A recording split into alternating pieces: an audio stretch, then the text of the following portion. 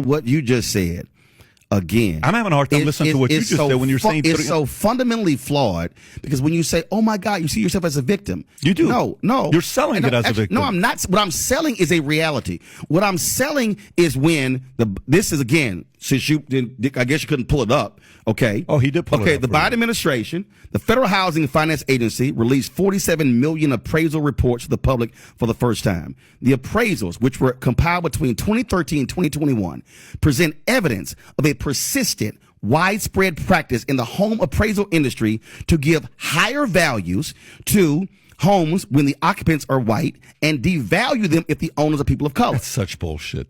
That's such bullshit. You know why?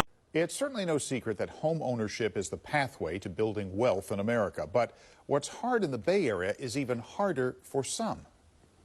And tonight, a look at the growing inequity in home ownership rates in the Bay Area. ABC 7 News race and culture reporter Julian Glover has the story of a Marin couple who almost got cheated out of $500,000. Paul and his wife Tanisha Austin felt like they captured a slice of the American dream in 2016 when they purchased their first home together, this original Marin City pole home. But it wasn't without challenges. In the 60s, the Austins staged major renovations, adding an entire floor and more than 1,000 square feet of space, along with a deck, new floors, a fireplace, and new appliances. Then they got it appraised. I read the appraisal. I looked at the number. I was like, this is unbelievable. The family tells me the appraiser was an older white woman, and the home appraised for $989,000, just $100,000 more than the Austins got it appraised for before they started the work, despite $400,000 in renovations. Last year, Indianapolis native Carlette Duffy set out to buy her grandmother's house. Her plan? Refinance her own home to purchase the property. I did the application process. When they asked, for, do you want to declare, race and gender, nationality? I did all of that. Said, yeah, no problem. Duffy expected her home, which she bought for $100,000 3 years earlier, to appraise for around $185,000. I was shocked. That it came back at $125,000. And so I challenged it. But the appraiser stood by his decision, and the lender didn't budge. So Duffy moved on, going through the process again, this time with Freedom Mortgage. The value placed on her home was even more staggering. It's $110,000, $15,000 less than the first one, which is less than 3 months earlier. Duffy again challenged the appraisal to no avail. Duffy applied again through a new lender. This time, she didn't disclose her race or gender in the application process, only communicated with the appraiser via email, and that wasn't all. I took all of these down so that they wouldn't be seeing my lovely ladies. I took them down. Right before we got to the appraisal portion, I met with two of my girlfriends. Both are married to white men, and I was like, okay, I need to borrow one of y'all husbands.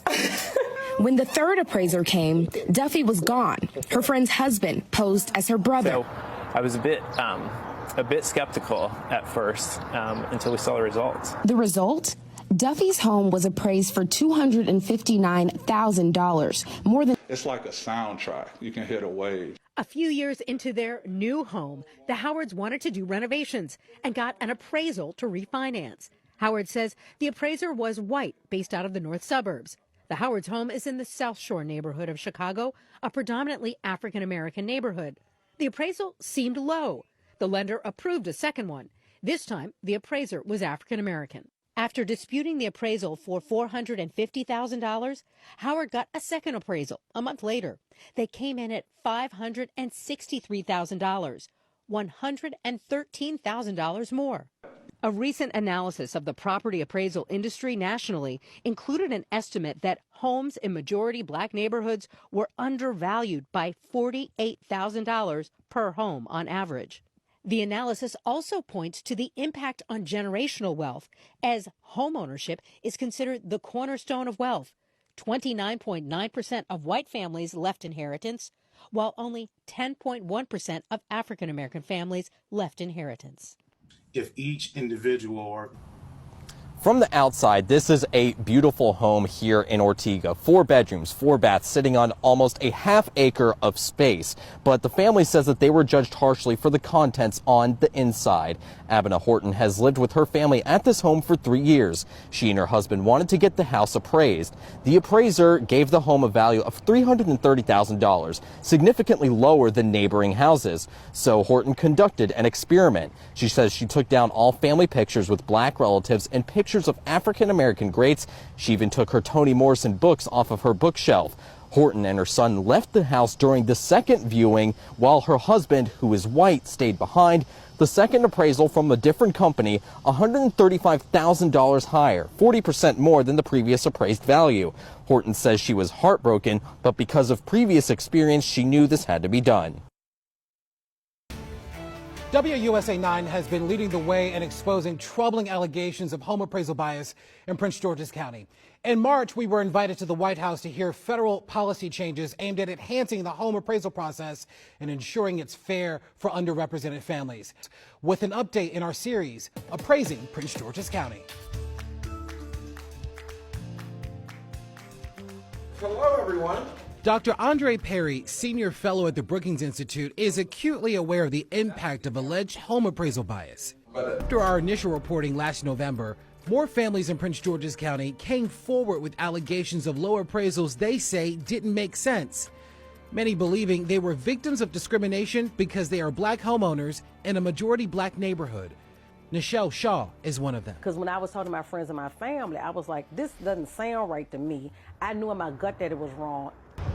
She bought her Hyattsville home back in 1999 for $109,000.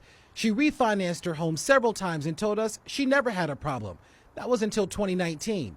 The first appraisal on her home came back at $273,000. When I got the report back, it was saying stuff like I needed to paint the house, I needed to fix the taps, and really it was working out so I would have to spend about $5,000 to refinance a house I'm staying in. The report didn't make sense to her.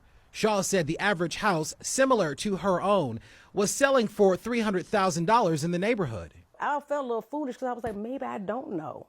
But then when I got the other one and it came back fine, you know, it was okay. She dropped the bank she was working with and went with another. That report came back at $315,000, an increase of $40,000. It's the examples like this that Dr. Perry says highlights the need for changes in the appraisal industry. Erica Parker believes this family photo cost her $100,000. In Parker's neighborhood at the time, the average valuation of homes was over $500,000. Suspicious of the amount offered by Paladin Appraisals, Parker and her husband Aaron sought another appraisal from a different appraiser. Right here on that picture wall. This time, stripping all references to their blackness and asking their white realtor to act as the homeowner. As I was walking around the house taking things down, I started tearing. I was crying because I just did not want to have to explain to my daughter that we were discriminated against. The whitewashed appraisal amount, $557,000, nearly $100,000 more. Who do I call? Who do I fight? How do I hold them accountable for this? Parker filed a complaint that's pending with the Ohio Department of Commerce against the appraiser, and a complaint with the Department of Housing and Urban Development still investigating. Their original appraiser, Thomas Bornman, and his company Paladin Appraisals declined to comment. His attorney saying in part, quote, his appraisal conformed to the proper analysis. The notion that race was a factor in his analysis is simply wrong. The mortgage company that hired and backed Bornman, Fairway Independent, telling NBC News the appraisal performed by a, quote, licensed, independent, unaffiliated appraiser was complete, accurate, and contained no indicia of discrimination. Adding that the company requested a separate appraisal company to review the original appraisal and confirm the results were, quote, appropriate and legitimate. But the Parkers disagree, also citing similar stories of alleged appraisal discrimination gaining national attention. Same home, same neighborhood. The only difference was the race of the person who the appraiser believed to own the home. A 2022 study of racial bias in home appraisals conducted by nonprofit National Community Reinvestment Coalition found the row house for a Baltimore area interracial couple valued at $350,000 when an appraiser only met the white partner, while the black partner received a lower valuation of $310,000. That's